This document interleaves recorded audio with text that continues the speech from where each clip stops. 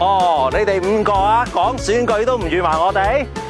常秘，究竟立法會選舉同規劃地政有咩關係啊？好似過去幾年咁啦，我哋一啲重要嘅法例，譬如喺度簡化法定嘅審批程序、地契嘅續期，都係由立法會審議通過，回應社會嘅訴求，亦都幫業界咧去拆牆鬆綁。常秘，咁立法會有關建造業咩事呢？哦，咁嘅關係梗係大啦！你知道啦，香港好多基建嘅工程咧，都係公務工程項目嚟嘅喎。咁呢啲工程項目嘅撥款咧，都係由立法會去審批嘅。